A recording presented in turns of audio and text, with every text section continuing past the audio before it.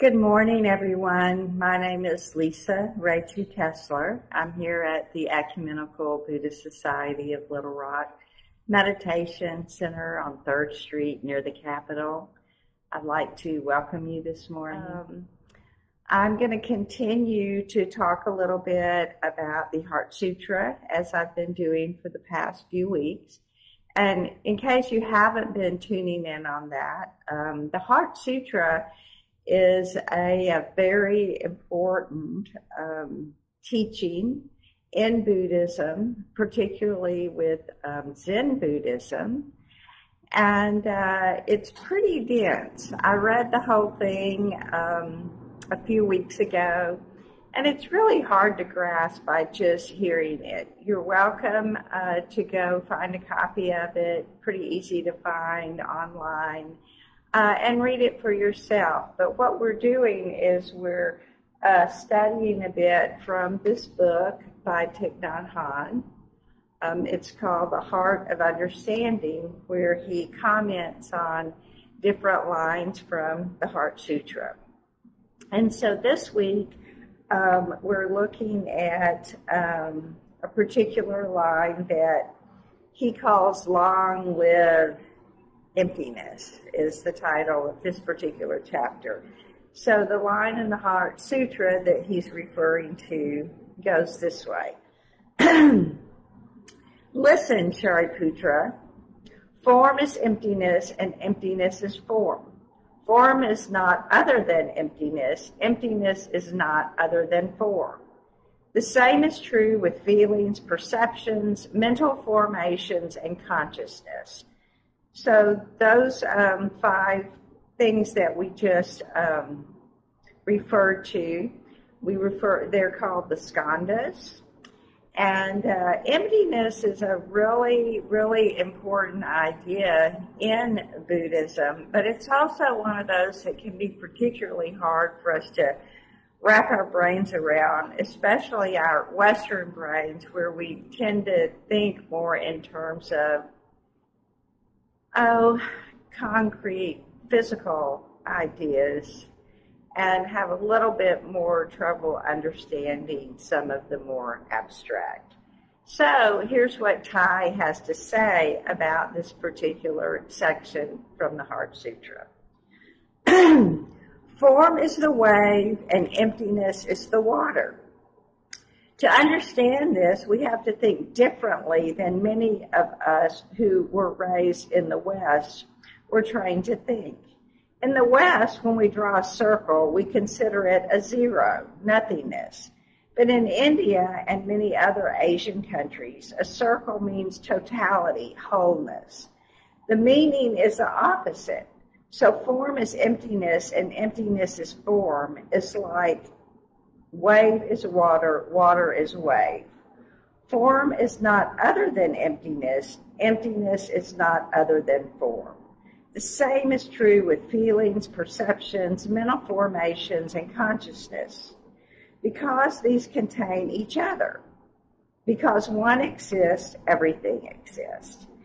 In the Vietnamese literary canon, there were 2 lines of poetry by a 12th century Zen master of the Lai dynasty that say, if the cosmos exists, then the smallest speck of dust exists.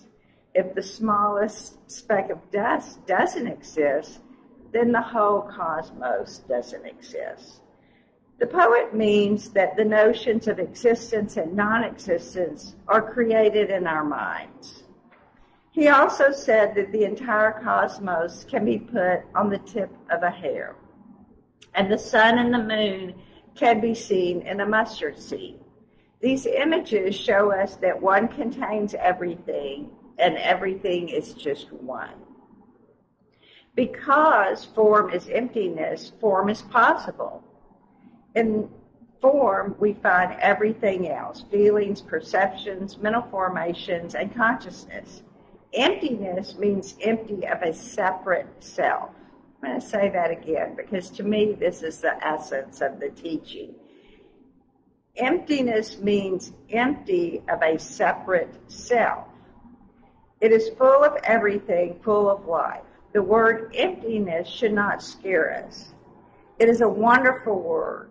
To be empty does not mean to be non-existent. If the sheet of paper is not empty, how could the sunshine, the logger, and the forest come into it? How could it be a sheet of paper? The cup, in order to be empty, has to be there. Form, feeling, perceptions, mental formations, and consciousness, in order to be empty of a separate self, have to be there. Emptiness is the ground of everything. Thanks to emptiness, everything is possible. That is the declaration made by Nagarjuna, a Buddhist philosophy of the 2nd century.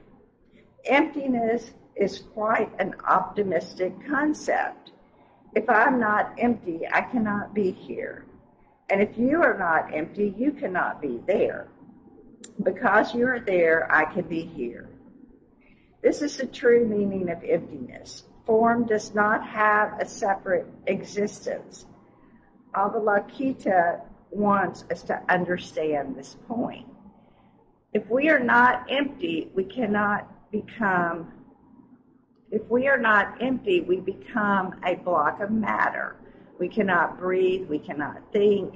To be empty means to be alive, to breathe in and to breathe out. We cannot be alive if we are not empty. Emptiness is impermanence. So I'll say that again. Emptiness is impermanence. It is change. We should not complain about impermanence, because without impermanence, nothing is possible. A Buddhist who came to see me from Great Britain complained that life was empty and impermanent. He had been a Buddhist for 5 years and had thought about emptiness and impermanence a great deal. He told me that one day his 14-year-old daughter told him, "Daddy, please don't complain about impermanence. Without impermanence, how can I grow up?" Of course, she was right. When you have a kernel of corn, you entrust it to the soil. You hope that it will become a tall corn plant. If there is no impermanence, the kernel of corn will remain a kernel of corn forever, and you will never have an ear of corn to eat. Impermanence is crucial to the life of everything. Instead of complaining about impermanence, we might say, "Long live impermanence." Thanks to impermanence, everything is possible. That is a very optimistic note. And it is the same with emptiness. Emptiness is important because without emptiness, nothing is possible. So we should also say, "Long live emptiness." Emptiness is the basis of everything. Thanks to emptiness, life itself is possible. All the 5 skandhas follow the same principle. So, thinking of emptiness not as nothingness, but as change. Nothing remains the same. Nothing is completely independent. Emptiness means that everything changes and everything depends on everything else. So I know that's still a little complicated, but maybe it gives us a little something for us to meditate on this morning.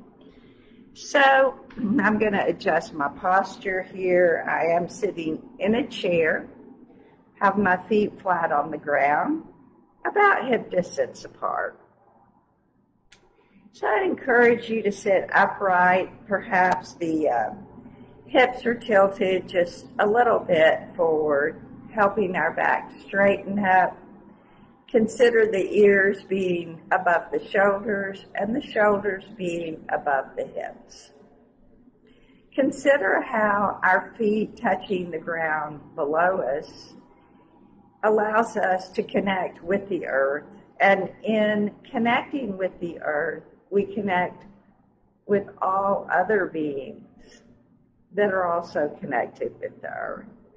This is our inner dependence. This is our emptiness of being totally separate, our emptiness of independence. So, as we sit here, perhaps we relax our jaws, relaxing the abdominal muscles, scanning our body to see if there's perhaps any muscle that we're holding tight that we really don't need to hold this upright position. Our eyes can be open or closed. Leaving our eyes open a bit connects us with the world around us, reminds us of our interdependence. As Ty likes to say, our interbeing. But we don't really want to stare or concentrate on anything that we see in front of us. So we just have a soft gaze, just reminding us that we are connected. As we just begin to focus on our breath, breathing in and out, in and out. We notice thoughts continue to form in our brain. That's just our brain doing its job. We just notice those thoughts, we acknowledge them, and allow them to just pass as we return our focus to our breath.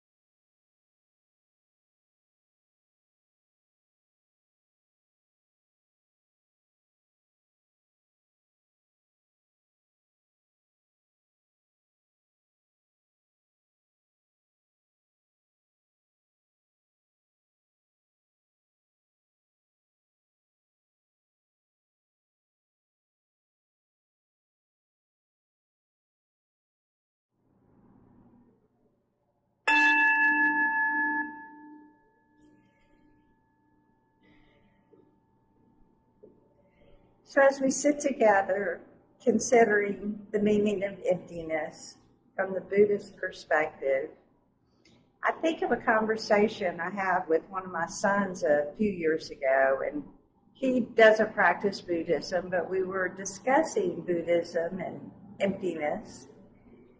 And I was really struck with his interpretation. And so he was talking about how, well, if you have mountains, you have valleys. And often we think of the valley as the empty space between the two mountains. But it's not really empty.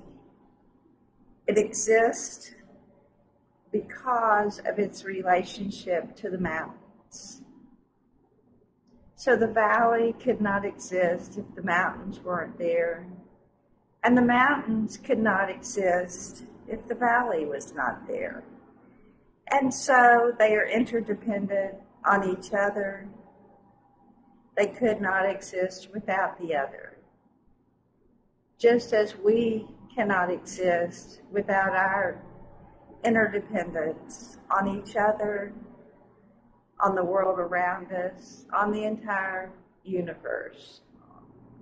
And so with that, I'd just like to dedicate our practice to our interdependence.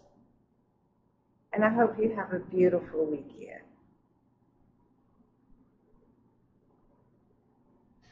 Thank you.